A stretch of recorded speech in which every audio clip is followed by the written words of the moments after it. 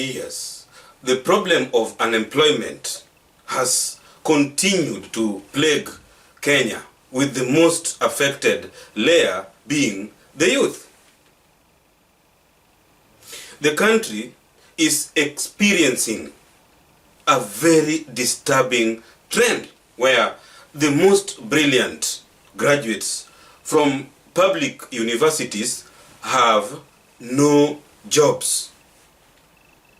Every year, over 500,000 Kenyans enter into the job market from various institutions of learning with no hopes of finding jobs. And the situation is getting worse. Out of the country's 47 million plus Kenyans, over 17 million are jobless. Majority of them, the youth who have nothing to do across the country. Young and energetic Kenyans are not just getting idle at an alarming rate, but are also getting very frustrated as they see their hopes and aspirations for the future evaporate in thin air. Their lives are permanently being destroyed through lack of opportunity. The corrupt government, constructed on a decaying and obsolete capitalist system, has no solution to the unemployment crisis. Promises of job creation by the opportunistic politicians during every electioneering period have all turned out to have been cheap propaganda. The question is, what really happened, resulting in majority of our university and college graduates selling tomatoes in the market, working as touts in matatus, or riding boda as the struggle to survive progresses into a life and death activity? What did happen? Surely, during the 70s and 80s, a university degree was a sure passport to a well-paying job, a decent house, and even a car. Immediately after flag independence, that was in 1963, jobs were available. Anyone who went to secondary school, could easily join the job market and start being productive in society. What happened? Middle-level colleges were churning hundreds of graduates who were all being absorbed into the labor force immediately after graduation. How did the country degenerate, ending up with millions of well-educated youth out of work?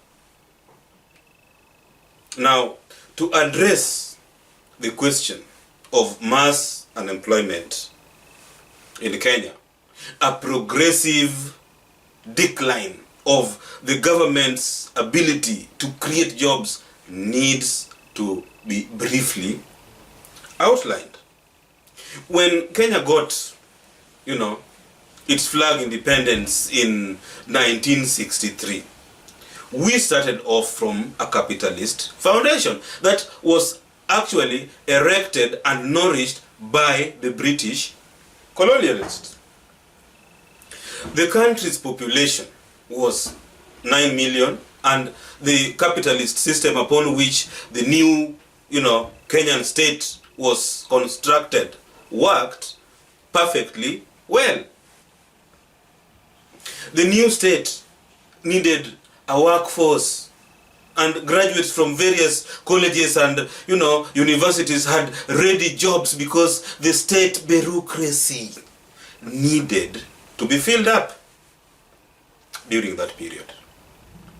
The British government our ex-colonial masters, needed a functional government it could work with to exploit the country's vast human and natural resources.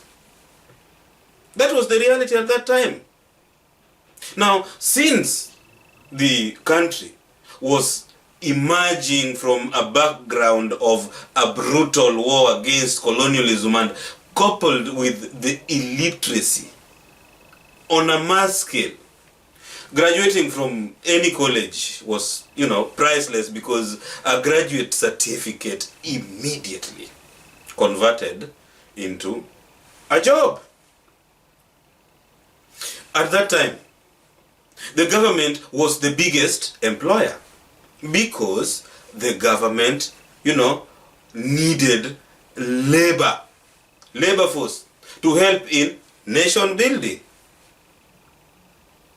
As the first schools, the first hospitals, the first dispensaries, banks, recreational centers, residential estates, roads, bridges, stadiums, government offices, and other public infrastructure were continuously being constructed, jobs were also continuously being created. As nation building got underway, nurses, doctors, plumbers, electricians, teachers, casual workers, painters, masons, lawyers, architects, accountants, cooks, biomedical scientists, journalists, mechanics, agriculturalists, and other professionals who are graduating from colleges and universities were all being absorbed into the job market to serve the nation. Their skills and services were in high demand, and the country was doing well. Capitalism was working. It is during this period that the concept of good education as an, insurance for future prosperity also took shape in the minds of millions of Kenyan parents. Educating a child to the highest level possible and, had rewards in the form of guaranteed employment. Those were the good days. Then, in the early 80s, dramatic changes started, interrupting the system. The process of job creation by the state started grinding to a slow halt. Why? Because the government stopped investing in construction and industry, even though the population was expanding at an alarming rate. A situation that actually needed even more schools, needed even more hospitals, roads, etc. across the country. By mid-80s, the educated started experiencing problems getting jobs, and by the mid-90s, a university degree no longer guaranteed a job. This is what happened. What was behind this dramatic and retrogressive development on the side of the government? What happened? Why did the government stop investing in job-creating operations by halting expansion of public infrastructure, even though it was needed even more? Why? The answer is that by 1990, the basic state bureaucracy that was necessary to run the capitalist state had virtually been filled up, and the government no longer needed more workers to run basic functions. Under the circumstances, university graduates and other professionals were no longer in demand. They were irrelevant. In short, at flag independence, the capitalist system upon which the Kenyan state was constructed was designed to function for 10 years to build a state the British could work with, Then it was designed to stagnate after, state building, enter into crisis as the population expanded, then begin to decay. The expected endgame, where we are today, is chaos as the system approached a period of total anarchy. That is where we are today. The system worked up to the 80s, entered into stagnation during the 90s, lurched into crisis in the millennium, and now the system has not just decayed, but entered into a period in which chaos is reigning supreme, and there is no solution on the basis of capitalism. Despite lack of jobs, public and private universities which had emerged continued to churn graduates who could no longer be absorbed into the job market because the government had stopped creating jobs. What is more, the state stopped expanding public infrastructure, even though the population continued to increase, especially, in urban areas. The government, for instance, stopped building housing estates in urban areas, despite the growing rural-urban migration, people going to the towns to look for jobs. And the consequence was the creation of filthy slums in Nairobi, Kibera, Korokocho, Mathare, etc. Housing estates that were built by the government in the 60s and 70s were some of the last estates.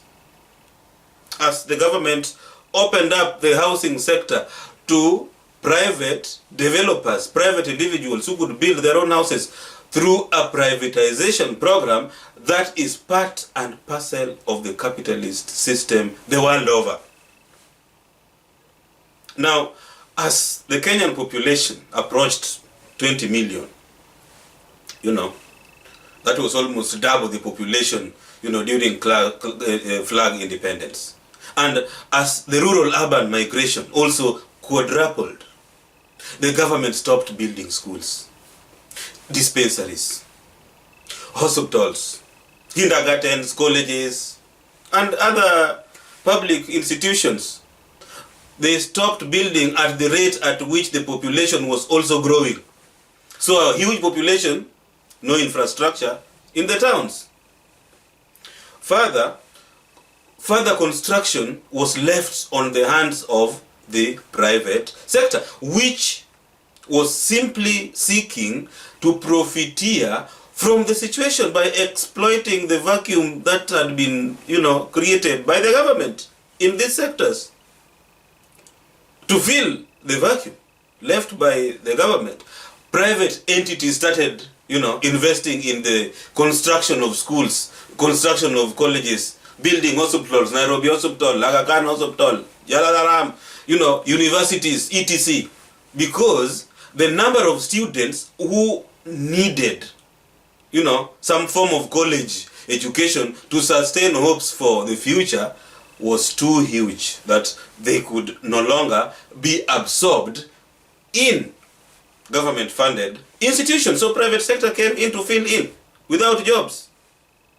By 2010, the situation had gotten out of control as more educated Kenyans continued to pour into the job market, a market without jobs.